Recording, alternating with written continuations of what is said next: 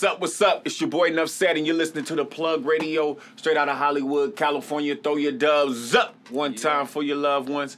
We in the building with my boy, very special gentleman.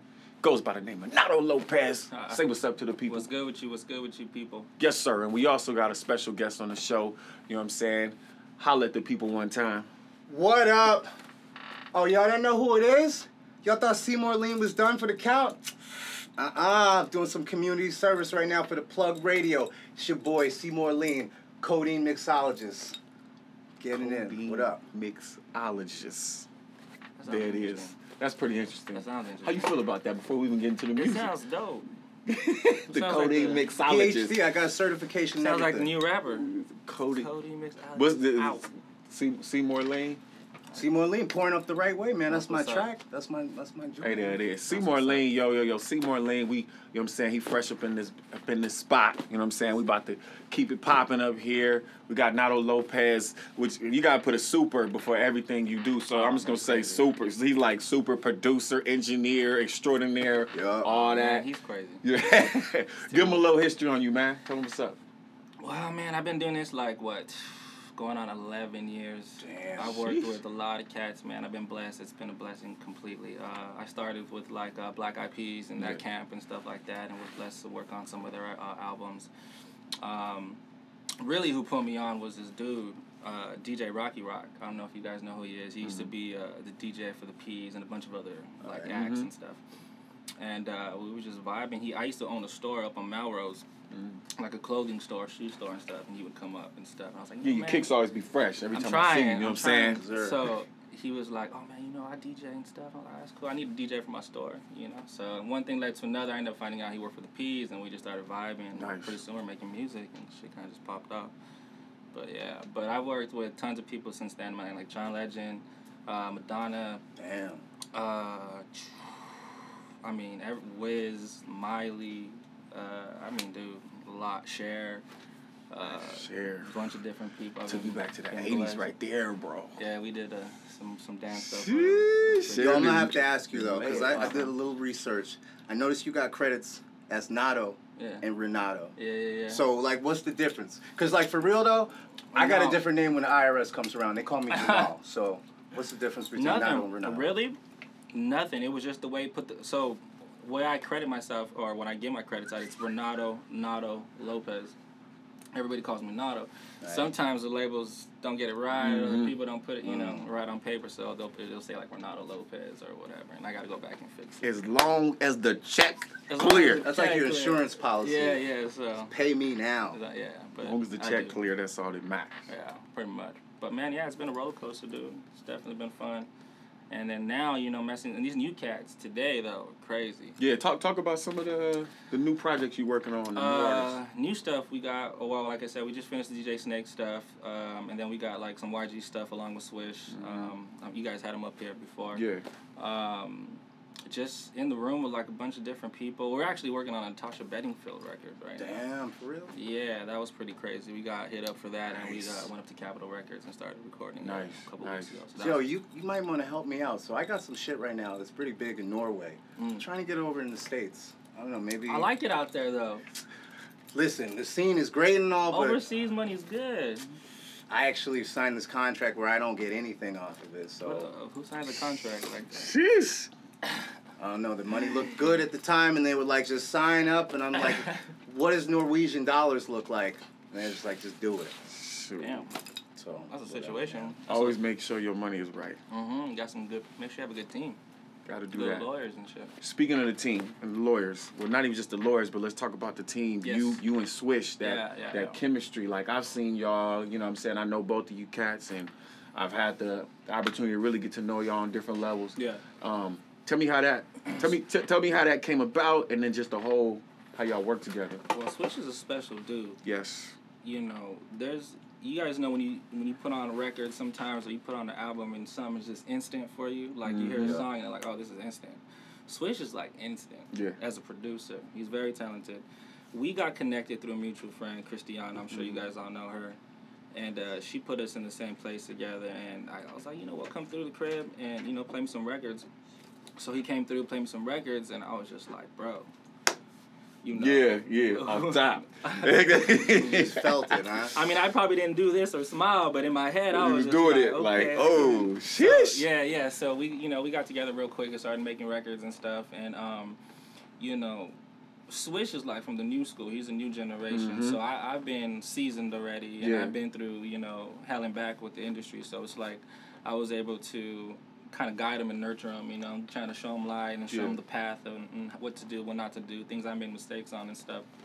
But it ended up working because we kind of both teach each other, stuff. He's like I said, he's got a new sound and he's like the new generation. And I got the know-how of like how to put records together. So it's like it's easy for us to come together and just make it pop off, And plus, like, I mean, we finish each other's sentences when it comes to music, It's like, oh, you know what we should do?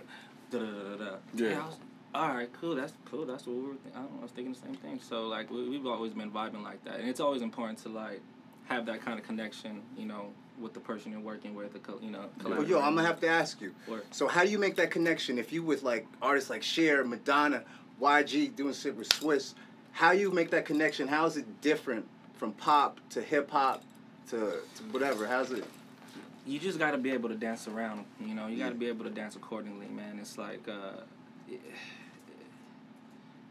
there's no right or wrong way. You just, if it's a pop record, you just try to have the best pop elements and stuff and dance around accordingly, man. If it's urban, there's not really an answer for it. It's whatever you feel, when I wake up. It's just like, all right, it should feel like this, or, Swish is like the lead producer on a lot of things. I do most of, like, the after production, kind of like the post-production stuff, so like the arrangement and all that stuff of the record and the programming, which, I focus on the mastering. I remember when y'all first connected, and because I remember his first record with Which one? was it one with RJ? Swish is yeah. I think that was the first one. Yeah. And I could hear like the rawness, and I was like, ooh, when he get it, like when somebody really get a hold of him and show him how to really make records. Yeah. Because a lot of these young cats, they make tracks. They make beats. They make beats. Yeah, they make beats. They make beats. And then when y'all relationship started to develop, and then he had, he was like showing me a couple things, and I was like, he's making you better. He's opening up your musical mind, because a lot, like you said, they come here, they kill them 8-bar loops. I make fun of Swish all the time, because in the beginning that's how it was. I'd get beats from him, and they're like 16 seconds long. And I talk shit to him all the time, but I'm just like, man, I remember he used to send me beats of 32 bars, and I used to be like, what am I going to do with this? And I just have to help him piece it together and stuff like that. But now he's coming along. Like, he knows what he's doing now. And more or less, what I like about Swish, he's so versatile, man. Like, he'll give you like an RJ record. Yeah. You know what I'm saying? And then he'll come through with like a super poppy kind of thing, like with guitars, and we're bringing all these organic elements, and he can still ride that wave. I didn't know he had that in him. I knew he had talent, but when with the stuff you showed me that one night, and I could see like yo, he's. Yeah, well, we work with some great guitarists, dude, and it's like, my thing with Swish is like, when I met him, I was like, man, you're dope. Mm-hmm. You got this sound, and it's cool, but we have to really try to expand, you know what I'm saying? Like, I love the hip-hop community. I love the hip-hop industry. I grew up hip-hop. I feel you. But, I feel you. When you get to, when you gotta start doing records and stuff, and you think about placements and money and different things, you gotta go the other way on some records. You gotta go the pop route on some things. They take care of you a little better.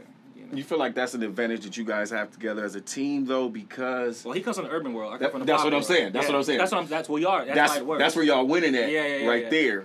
Because he can do the one with Nipsey and the Donald Trump record. Exactly. Yeah, and then we I was playing a record earlier with Cody, and that was like some feature classic kind of stuff, and it was like different. Yeah. You know what I mean? So yeah, he's able to dance around. When he goes that route, are you pushing more the pop?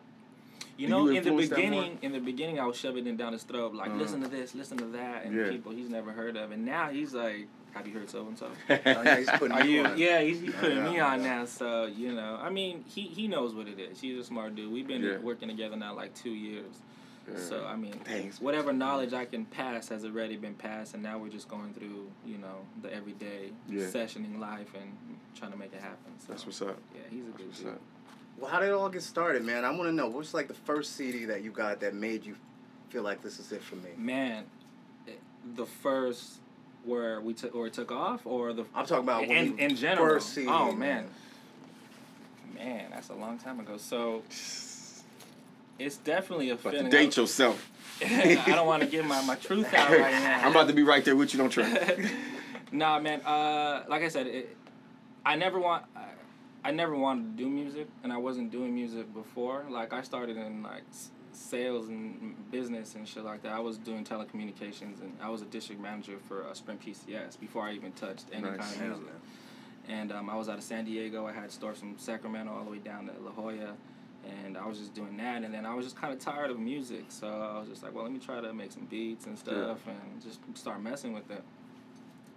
It ended up becoming like an addiction, like crack. It'll do that. Yeah, it was just like, I need to make beats, so I would make beats and still go to work, and make beats and go to work, and then pretty soon it was just like, I should make beats, I just so everybody in my life thought I was crazy, because I was making decent money and chilling and stuff, doing all right, but I was just like, man, this is what I want to do. I think I'm gonna quit all this and make beats. Oh man, it was the mom, girlfriend, everybody, man, hated me, but it ended up working out. I started when I see the type of person I am. If I want to do something, I'm gonna do that for real. I wanted to open a store and own it. I did it on Melrose, handle that. I wanted to do music. It ended up working out. So I was really focused on what I had to do to achieve it. You know what I'm saying? And I left all the sales stuff, made beats. I was in mom's garage just all day knocking on my, I had an MPC and a little 808 machine. I was just doing that shit, thinking I was the best producer on my block. And then, like I said, I had the opportunity to open the store, and that's what really turned things in a different direction, because once I got to Hollywood, I started having Hollywood customers. Right. You know what I'm saying? So I started seeing, like, I had Dave Chappelle in my store more times than often, and, Robert Downey Jr., and I started meeting musicians, and I was like, oh, this is dope. Yeah. So that kind of, like, boosted and inspired me more to be like, oh, man, well, shit, I'm going to start making more beats, So, and then fast forward to I told you about Rocky Rock. I met him, and he just brought me over to the Peas. Not really to the Peas, but Apple from the Peas. So, like, the dude with the mohawk and stuff, which is a good dude. Blessed up to him. But took me under their wing and stuff, and I just started making records. And then from there, it's like everybody asked me how it happened, but it's like really, it took me like 3 or 4 people to get to where, I had to get to. So I hooked up with another producer that was producing for the Black Eyed Peas. His name was DJ Replay. He's from the Bay. The Bay got the big like DJs out there. So he was from a DJ crew called the Finger Bangers, and he's an amazing producer as well. He has his hands in a lot of things, and I'm only blessed to work on most of those records because of him. So he was like, "Yo, we're starting a production team called Free School." And there's another dude, Mike, involved, and Jean-Baptiste, he's the main writer. Right. And if you guys don't know who Jean-Baptiste is, Jean-Baptiste wrote, like, all your hits. So, like... Throw him out there. He wrote most of Black Eyed Peas stuff, too. So, like, Boom Boom Pow, a little bit of Missing You, Meet Me Halfway, and stuff like that, I Got a Feeling, stuff like that. Plus, Look at Me, a lot of Chris Brown stuff, so, like, Look at Me Now... Beautiful People, She Ain't You. I was gonna say. Nah, he's good people, man. I got love for Kane. Yeah, them boys was going nuts on each other. I was don't do that. Not for the community. But he did shout out to Scooty Bike. Shout out to Scooty Bike, Raytronics. Had to get that in there. You know what I'm saying? So yeah, I did that real quick. I'll kind of fast forward. I did that, hooked up with them, and then the very first records, like the first records I was, that were published that I got, credits for and things, was for Khalees, believe it or not. Hell yeah, come on now.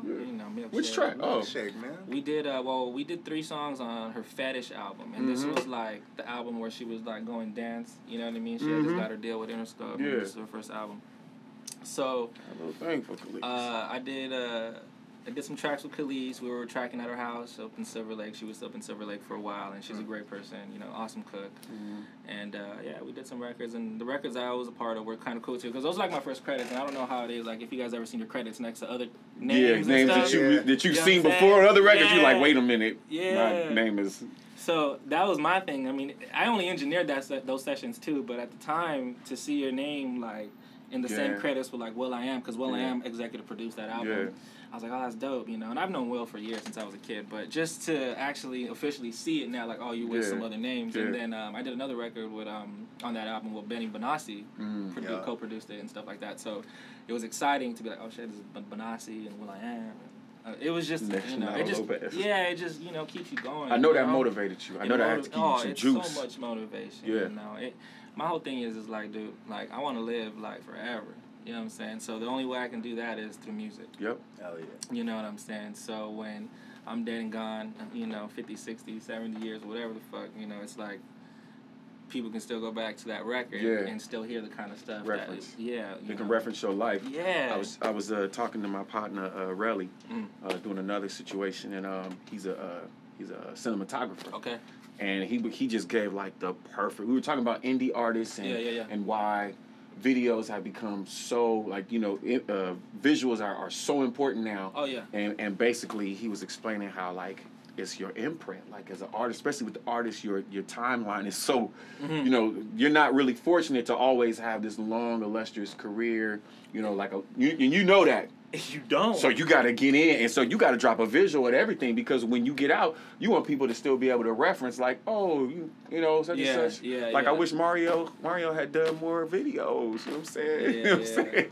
I used to be a fan player, but no, that's just what it is. You know, for me, it's like when we go, that all we have is great stories. Yeah. You know what I'm saying, about how we lived our life or whatnot. So it's like I try to have at least a couple records a year. You know, people don't know how hard it is to get a record out. People just think like, oh, you know, I got a dope ass beat. Research. It's so. And then you break people. You give people the truth, and it's like, hey, you know, the song's on the radio because somebody paid for it, right? It's not because it's popping. Nah, it's popping. Nah, bro. You paid for that record. It's called a radio promoter who works that song you for gotta, you. You know, you got distribution.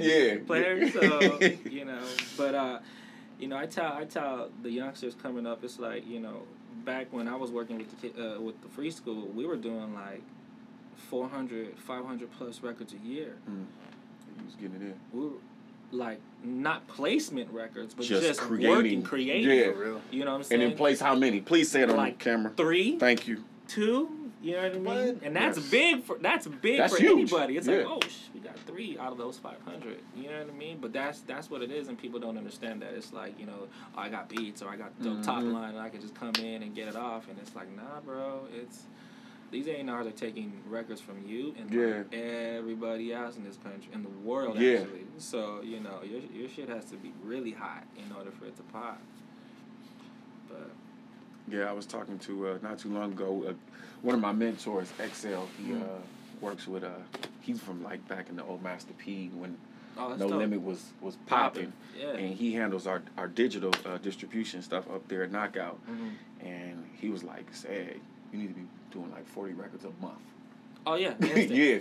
He told me that like a few years ago, and I was like, oh, I gotta go harder. But you know, the way my life is, man, my situation, I wish I could put out 40 records. You know a what month. it is? I think it's a mental thing, because I've worked with a lot of great writers and stuff, and how they come in and they do records is easy. It's like they come in and they don't really like try to stress out on the whole entire record. I found that what they do is they come in, they sing little mumbles here and there. They got no words, you know, so you might be creating melodies. You just creating melodies. And, you know, they come back outside after and they just like puzzle piece it with like words and put content to it, and it works, you know. But sometimes what happens is like you got writers that come in and they're thinking about the end of the record already. You know, before we even get to the verses and the hook and, you know, the arrangement and stuff like that. So they get all messed up in the head because they're already looking at the finish line when it's like, hold up, let's knock out a section at a time, you know? When you're in sessions with songwriters, because I don't produce tracks, I can produce vocals, and I write. And so I just don't ever have the time really to do it, like, because I'll be on the other side. But what is, give me like, kind of the best situation of an experience for a songwriter working with you, like? I would say, like the process. Yeah, the process. Bottle of Jameson. No, I'm joking. Nah, you ain't joking. Hey, I get that pure white Hennessy from Jamaica up in the studio, bro.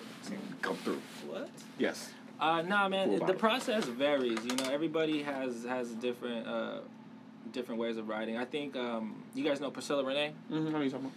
Yeah, Priscilla Renee. She's a beast, and she hit it like. She's the kind of writer that she just goes in and she's instant. Like, there's no writing, there's no like rehearsal, no preparation. She just goes in and she just freestyles it and goes. So that's how we did. We did "Don't Wake Me Up," and she did that reference pass in one take, or that was the second take. She started, caught her breath, and then went again. And that second time she went, she did the whole record. "Don't Wake Me Up," freestyle with words, and everything. So. You know, I think the process it varies with different people. They all got their own different ways. Yeah, everybody got different swag and different style. Yeah. Some people can do both. Yeah. It just depends on how that record make you feel, right? Yeah. It all depends on that. That's what's up. Okay. You know, some people just like to ride on chords. You know, you come in and they don't want no beat. They just want pianos, and you know, it all depends. You play? Nah, I taught myself how to play. I'm not like Swish or nothing. I'm not classically trained. Swish can play, right? With his eyes closed. Yeah. With his feet. Swish just does. It'd be funny to when you know stuff about him, and he don't really look the part. He's real quiet too. He does not look the part, man. It's the quiet ones you gotta worry about. Yeah. But no, I don't play. I can program really well. Yeah. I can get it done. Yeah. You know, but he's the Mozart, Beethoven. All right, before we get out of here, I want to ask you a question. What's up? If there's a piece of equipment you can take that you can have right now from when you first started as a producer, what would it be? Equipment. Well, I would go with the Tube-Tech CL1B. It's a compressor. Mm-hmm. It's probably the most sought-off compressor in the industry. That's warm. It's tube. It's a beast for everything. Drums, everything. What was in your mom's garage? I had an 808 machine Shit. and an MPC 25. The MPC, I knew you was gonna say it. Hey, everybody that really with GarageBand though, I wasn't with messing with. What? Yeah, I was messing with GarageBand when I started. Me and my bro, we went out and got Cubase. And then realized, like, hey, this is probably the hardest. Like, every major engineer that we knew in the industry was like, you don't need, that's too complicated. It was too complicated. We did like 2 albums with that mess, man. Damn. It was crazy. And then, finally we knew. Yeah. Now I would say, the Tube-Tech CL1B, get that. Change your life. Yes, sir. Vocals. Yeah. For sure. Nice, warm, fat sound. Let everybody know, man, where they can, let them know where they can find you at, follow you at, man. you and your music. Let them know what's on the radio and rotation right now. Man, you can find me Illuminato. That's on my Instagram. Illuminato, that's my Snapchat as well. Music out right now, like I said, we got the DJ Snake. We got YG coming pretty soon. That's gonna be pretty crazy. Just working, man.